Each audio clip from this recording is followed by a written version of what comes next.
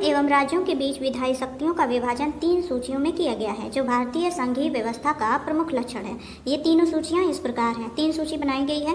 पहली है संघ सूची, जिस पर केंद्र सरकार कानून बनाती है। दूसरी है राज्य सूची और तीसरी है समवर्ती सूची। समवर्ती सूची जिस पे जो है केंद्र और राज्य सरकार दोनों कानून बना सकती हैं और उसका पालन कर सकती हैं अपने अपने एरिया में, और केंद्र सरकार भी उस पर बना सकती है। तो इसके बारे में हम देखते हैं तीनों सूचियों के बारे में। तो यहाँ देखिए पहला पॉइंट है संघ सूची। इस सूची के विषयों पर विधि यानी कानून बनाने का अधिकार संसद को प्राप्त है, जिसमें से कुछ प्रमुख विषय निम्न हैं। ठीक है, ये जो सूची होती है संघ सूची, इसमें जो है जो कानून बनता है वो केवल संसद में। तो देखिए इसमें आता है रेल, जल परिवहन, हवाई जहाज, राष्ट्रीय राजमार्ग, बैंक, विदेशी मामले, स्मारक, रक्षा, संचार साधन, डाक एवं तार। ये कुछ हैं प्रमुख विषय जिस पर जो है जो संघीय सूची के अंतर्गत आते हैं, जिस पर केवल केंद्र सरकार कानून बना सकती है। आगे है राज्य सूची। इस सूची के सभी विषयों पर कानून बनाने का अधिकार राज्य विधानमंडल को प्राप्त है। तो इसमें है प्रमुख रूप से पुलिस, स्वच्छता, मत्स्य पालन, स्थानीय स्वशासन, कृषि, सिंचाई, पशुधन, निचली अदालत, कारागार, सड़क। तो ये सब राज्य सूची के अंतर्गत आते हैं। इस पर राज्य सरकार कानून बनाती है। और तीसरी है समवर्ती सूची। तो कुछ ऐसे भी विषय हैं जिन पर संसद और राज्य विधानमंडल दोनों ही कानून बना सकते हैं। इन्हें समवर्ती सूची में रखा गया है। इस सूची में दिए गए कुछ विषय निम्नलिखित हैं। तो समवर्ती सूची में वे विषय हैं जिनमें जो है जिस पर जो है केंद्र और राज्य सरकार दोनों ही कानून बना सकती हैं, पालन कर सकती हैं, है ना। तो इसमें देखते हैं कि कौन कौन सा विषय रखा गया है। पहला है चिकित्सा, वन, विवाह, समाचार पत्र, पुस्तकें, शिक्षा, उद्योग, बिजली, परिवार, धार्मिक संस्थाएं। तो ये सब जो है समवर्ती सूची के अंतर्गत आता है। और भी बहुत से विषय हैं, लेकिन ये जो कुछ टॉपिक दिए गए हैं, ये जो विषय यहाँ पर दिए गए हैं, ये काफ़ी इंपॉर्टेंट हैं। आप इन्हें एक बार फिर से पॉज करके समझ सकते हैं। आगे बढ़ते हैं। यदि समवर्ती सूची के किसी एक ही विषय पर संघ और राज्य के कानूनों में मतभेद होता है तो संघ के कानून को मान्यता दी जाती है। ये इंपॉर्टेंट पॉइंट है। यदि ये जो समवर्ती सूची में, जैसा कि हमने जाना कि इस पर दोनों ही अपने अपने कानून बना सकते हैं, लेकिन अगर दोनों में मतभेद होगा, टकराव होगा, एक दूसरे के विरुद्ध अगर पाया जाता है, तो उसमें कौन सा मान्य होगा? केंद्र यानी संघ का कानून मान्य होगा। संविधान में यह भी व्यवस्था की गई है कि यदि भविष्य में किसी नए विषय पर कानून बनाना हो तो उस विषय पर कानून बनाने का अधिकार संसद को ही होगा। ठीक है, तो ये था कुछ जो है इंपॉर्टेंट पॉइंट। आगे है इसमें प्रत्येक सरकार के 3 अंग होते हैं, चाहे वह सरकार केंद्र की हो या राज्य सरकार की। तो देखते हैं सरकार के अंग कौन कौन से हैं। अंग है, पहला है व्यवस्थापिका, दूसरा है कार्यपालिका, तीसरा है न्यायपालिका। तो व्यवस्थापिका में केंद्र में आता है संसद, राज्य में इसका दायित्व है विधानमंडल के रूप में, ये अपने कार्यों का निर्वहन करती है व्यवस्थापिका, और इसका काम होता है कानून बनाना, है ना। और कार्यपालिका इसका केंद्र होता है, केंद्र में इसका दायित्व होता है केंद्रीय मंत्रिपरिषद के पास, ये जो है इसका दायित्व निर्वहन करता है। और राज्य मंत्रिपरिषद ये जो है राज्य में दायित्व निर्वहन करता है कार्यपालिका का, और इसका काम होता है कानून लागू करना। ठीक है, व्यवस्थापिका कानून बनाती है, कार्यपालिका कानून लागू करती है। और फिर आता है न्यायपालिका, तीसरा पॉइंट न्यायपालिका। उच्चतम न्यायालय होता है इसमें केंद्र में और राज्य में उच्च न्यायालय, और इन दोनों का ही काम क्या होता है? न्याय प्रदान करना। तो ये पॉइंट, ये तालिका काफ़ी इंपॉर्टेंट है, आप इसको याद कीजिएगा और ध्यान से समझने की ज़रूरत है। व्यवस्थापिका का काम होता है कानून बनाना, कार्यपालिका का कानून लागू करना, न्यायपालिका का न्याय प्रदान करना, है ना। और आगे है संसद। संसद के बारे में अब हम एक एक करके इनके बारे में देखेंगे। संघ यानी केंद्र की व्यवस्थापिका को संसद कहते हैं। संसद का सबसे महत्वपूर्ण कार्य है देश के लिए कानून का निर्माण करना। संसद का क्या कार्य है? कानून का निर्माण करना। भारतीय संसद राष्ट्रपति और 2 सदनों लोकसभा और राज्यसभा से मिलकर बनती है। भारतीय संसद किससे बनती है? तो राष्ट्रपति और राज्यसभा और लोकसभा, ये तीनों मिलाकर किसका निर्माण करते हैं? संसद का। इंपॉर्टेंट पॉइंट है। आगे है लोकसभा। अब लोकसभा के बारे में देखते हैं। लोकसभा संसद का निम्न सदन है। संसद का निम्न सदन किसे कहते हैं? लोकसभा को। लोकसभा के सदस्य जनता द्वारा प्रत्यक्ष रूप से चुने जाते हैं। लोकसभा के चुनाव के लिए पूरे देश को अनेक निर्वाचन क्षेत्रों में बांट दिया गया है। हर हिस्से को लोकसभा चुनाव क्षेत्र कहते हैं। हर चुनाव क्षेत्र से एक सदस्य चुनकर लोकसभा में आते हैं। लोकसभा की अधिकतम संख्या 552 हो सकती है। लोकसभा की अधिकतम संख्या कितनी हो सकती है सीटों की? 552। वर्तमान में 543 निर्वाचित सदस्य और 2 सदस्य आंग्ल भारतीय समुदाय से मनोनीत हैं। चुनाव में उस क्षेत्र में रहने वाले 18 साल या उससे ऊपर की आयु के लोग वोट डालते हैं। चुनाव लड़ने वाले में जो सबसे ज़्यादा वोट पाता है वही लोकसभा का सदस्य बनता है। आपने चुनाव लड़ने वाले उम्मीदवार को भाषण देते या नारा लगाते हुए देखा होगा। योग्यताएं क्या होती हैं इसके लिए? लोकसभा के चुनाव के लिए लोकसभा का सदस्य बनने के लिए निम्नलिखित योग्यताएं होनी चाहिए। कौन कौन सी? पहला है भारत का नागरिक हो व मतदाता सूची में उसका नाम हो। और दूसरा 25 साल या उससे अधिक की आयु का हो, किसी सरकारी लाभ के पद पर न हो, पागल या दिवालिया न हो। ये है योग्यताएं लोकसभा का सदस्य बनने के लिए। आगे है लोकसभा का कार्यकाल कितने वर्ष का होता है, देखते हैं। लोकसभा के सदस्य 5 वर्ष के लिए चुने जाते हैं, लेकिन प्रधानमंत्री की सलाह पर राष्ट्रपति इसके पहले भी लोकसभा को भंग कर सकता है। ठीक है, प्रधानमंत्री की सलाह पर राष्ट्रपति के पास ये अथॉरिटी होती है कि वो इसके पहले भी लोकसभा को भंग कर सकता है। तो लोकसभा का कार्यकाल कितने वर्ष का होता है? 5 वर्ष। लोकसभा के पदाधिकारी लोकसभा के सदस्य बहुमत से अपना एक अध्यक्ष और एक उपाध्यक्ष चुनते हैं। ये उन्हीं सदस्यों के बीच में से चुने जाते हैं। पता कीजिए इस समय लोकसभा का स्पीकर कौन है। ठीक है, इसी को अध्यक्ष यहाँ पे देखिए इंग्लिश में भी लिखा हुआ है। लोकसभा का अध्यक्ष और उपाध्यक्ष आप सब जानते होंगे। तो ये जो है उन्हीं के बीच में से चुने जाते हैं। जो लोग चुनकर आते हैं वो लोग अपना एक नेता के तौर पर चुनते हैं। बैठकों के दौरान अध्यक्ष का क्या काम होता है ये देखते हैं। बैठकों के दौरान लोकसभा की कार्यवाही अध्यक्ष चलाता है। बैठकों के दौरान लोकसभा की कार्यवाही कौन चलाता है? अध्यक्ष, स्पीकर जिसको बोलते हैं। लोकसभा और राज्यसभा का एक साथ अधिवेशन यानी बैठक होने पर भी अध्यक्ष की कार्यवाही का नियंत्रण एवं संचालन करता है। अध्यक्ष न हो तो यही काम उपाध्यक्ष करता है। यदि लोकसभा का बहुमत अध्यक्ष को न चाहे तो उन्हें प्रस्ताव पारित करके हटा सकते हैं। ठीक है, अध्यक्ष न हो तो यह काम कौन करता है? उपाध्यक्ष। और यदि लोकसभा का बहुमत अध्यक्ष को नहीं चाहता है तो वो प्रस्ताव पारित करके अध्यक्ष को हटा सकता है। लोकसभा के अधिवेशन साल में 2 बार अवश्य होने चाहिए। दोनों अधिवेशनों के बीच 6 महीने से अधिक का अंतर नहीं होना चाहिए। तो ये इंपॉर्टेंट पॉइंट है। लोकसभा का अधिवेशन साल में कितनी बार अवश्य होना चाहिए? 2 बार। 6 महीने से अधिक का अंतर नहीं होना चाहिए। लोकसभा के कार्य क्या हैं देखते हैं। कानून बनाना, पहला है कानून बनाना। दूसरा मंत्रिपरिषद के कामों पर अपना नियंत्रण रखना। तीसरा है कानून में संशोधन करना। और चौथा है जनता पर कर लगाने और खर्च करने का निर्णय लेना। तो ये होते हैं लोकसभा के कुछ महत्वपूर्ण कार्य। आगे है राज्यसभा। राज्यसभा के बारे में देखते हैं कैसे इसका गठन होता है। राज्यसभा संसद का उच्च सदन है। इंपॉर्टेंट पॉइंट है। निम्न सदन किसे कहते हैं? लोकसभा को। और उच्च सदन राज्यसभा को। इसके सदस्यों की संख्या अधिक से अधिक 250 हो सकती है। ठीक है, तो अभी हमने पीछे देखा लोकसभा में जो है सदस्यों की संख्या अधिक से अधिक जो है 552 हो सकती है। लोकसभा की बात कर रहे हैं। और यहाँ जो है राज्यसभा में अधिक से अधिक कितनी हो सकती है? 250। इनमें से 12 सदस्यों को राष्ट्रपति द्वारा मनोनीत किया जाता है। ये सदस्य अपने किसी न किसी कार्य के लिए प्रसिद्ध होते हैं। इन सदस्यों को राष्ट्रपति साहित्यकारों, वैज्ञानिकों, कलाकारों तथा समाज सेवियों में से नामित करता है। शेष सदस्यों का चुनाव राज्यों तथा दिल्ली और पुदुचेरी विधान सभाओं के निर्वाचित सदस्य करते हैं। चूँकि इनका चुनाव सीधे जनता द्वारा नहीं होता, इसलिए इस प्रकार के चुनाव को अप्रत्यक्ष चुनाव कहते हैं। राज्यसभा का सदस्य वही व्यक्ति हो सकता है जिसकी आयु 30 वर्ष या उससे अधिक हो। शेष योग्यताएं वही होती हैं जो लोकसभा के सदस्यों के लिए निश्चित की गई हों। ठीक है, तो राज्यसभा का सदस्य बनने के लिए 25 वर्ष होना चाहिए। और जो है राज्यसभा का सदस्य बनने के लिए 30 वर्ष आयु होनी चाहिए। और लोकसभा का सदस्य बनने के लिए 25 वर्ष। और यहाँ देखिए दिया गया वर्तमान में राज्यसभा के सदस्यों की संख्या कितनी है? 245। और वर्तमान में जो है लोकसभा के सदस्यों की संख्या कितनी है? 543 निर्वाचित सदस्य हैं और 2 जो है आंग्ल भारतीय समुदाय से मनोनीत हैं। ठीक है, तो आगे बढ़ते हैं। परंतु कोई व्यक्ति एक ही समय में संसद के दोनों सदनों का सदस्य नहीं हो सकता। ये भी इम्पोर्टेंट पॉइंट है। अगर उसे राज्यसभा में जाना है तो जो है लोकसभा का जो पद जो है छोड़ना होगा। तो ये इम्पोर्टेंट पॉइंट है। दोनों सदनों का सदस्य एक ही समय में नहीं हो सकता। सदस्यों का कार्यकाल अब देखते हैं। राज्यसभा के सदस्यों का कार्यकाल 6 वर्ष है। इसके 1/3 सदस्य हर 2 वर्ष बाद अवकाश ग्रहण करते हैं। उनके स्थान पर नए सदस्य चुनकर आते हैं। इस प्रकार राज्यसभा कभी भंग नहीं होती है, इसलिए इसे अस्थायी सदन कहा जाता है। ठीक है, अस्थायी सदन कौन सा है? राज्यसभा। इसका कार्यकाल 6 वर्ष होता है, लोकसभा का 5 वर्ष का। राज्यसभा के पदाधिकारी के बारे में अब देखते हैं। भारत का उपराष्ट्रपति राज्यसभा का पदेन सभापति होता है। ये जो है यूपी टेट के भी क्वेश्चन में कई बार पूछा गया है। आप इसे प्रीवियस ईयर क्वेश्चंस पेपर उठाकर देखेंगे तो आपको मिलेगा। भारत का उपराष्ट्रपति जो है राज्यसभा का पदेन सभापति। राज्यसभा का पदेन सभापति कौन होता है? भारत का उपराष्ट्रपति। वह राज्यसभा की कार्यवाही का संचालन करता है। जब सभापति उपस्थित नहीं रहता तब उसके स्थान पर उपसभापति कार्य करता है।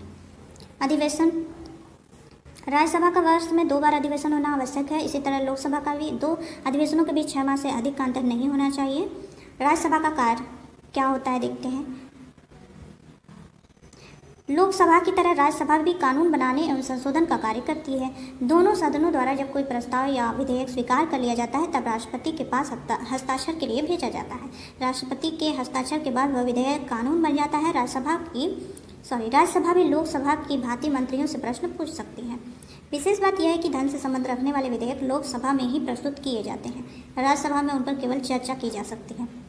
ये इंपॉर्टेंट पॉइंट है, जो धन से संबंधित विधेयक केवल लोकसभा में प्रस्तुत किए जाते हैं और राज्यसभा में केवल चर्चा की जाती है। कानून निर्माण की प्रक्रिया है आगे दी गई है, देखते हैं।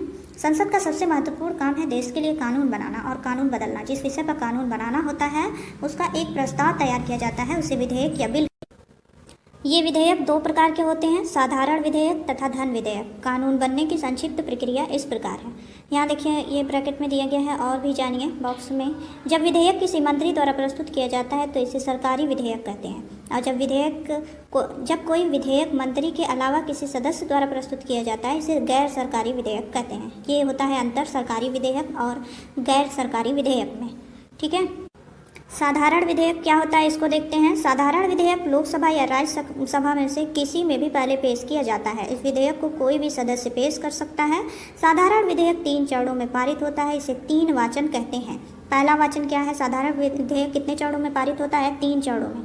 तो पहला वाचन देखते हैं, इन्हें जो है 3 वाचन कहते हैं। पहला वाचन देखते हैं। इस वाचन में सदन की अनुमति लेकर विधेयक का प्रस्ताव पेश किया जाता है और प्रस्ताव की प्रति उपस्थित सदस्यों को वितरित की जाती है। जब विधेयक सदन में पेश हो जाता है तो इसे भारत के राजपत्र में प्रकाशित किया जाता है, ठीक है। तो ये हो गया प्रथम वाचन। द्वितीय वाचन, इसमें विधेयक पर विचार विमर्श होता है, विधेयक के समस्त बिंदुओं पर चर्चा होती है। इसी समय विधेयक में आवश्यक संशोधन भी किए जाते हैं और द्वितीय वाचन समाप्त हो जाता है। अब आता है तृतीय वाचन। द्वितीय वाचन के पश्चात विधेयक का प्रारूप निश्चित हो जाता है। इस वाचन में संपूर्ण विधेयक को स्वीकार या अस्वीकार करने के संबंध में चर्चा होती है। इस चरण में विधेयक में कोई भी महत्वपूर्ण संशोधन नहीं किया जाता है। यदि सदन का अपेक्षित बहुमत इसका समर्थन कर देता है तो विधेयक पारित हो जाता है। यदि विधेयक स्वीकृत हो जाता है तो उसे दूसरे सदन में स्वीकृति हेतु भेजा जाता है। दूसरे सदन में भी विधेयक इन तीनों अवस्थाओं में से गुजरता है। यदि दूसरा सदन भी इसे स्वीकृत कर लेता है तो उस विधेयक को राष्ट्रपति की स्वीकृति के लिए भेजा जाता है। राष्ट्रपति के हस्ताक्षर के पश्चात वह कानून बन जाता है। तो ये था कानून निर्माण की प्रक्रिया जो हमने देखी। 3 चरणों में ये बनता है। फिर उसके बाद जो है दूसरे सदन में भेजा जाता है विचार विमर्श के लिए राज्यसभा में। फिर उसके बाद जब दोनों सदन इस पर सहमत हो जाते हैं तो फिर राष्ट्रपति के हस्ताक्षर के लिए भेजा जाता है। राष्ट्रपति के हस्ताक्षर के बाद कानून बन जाता है, ठीक है।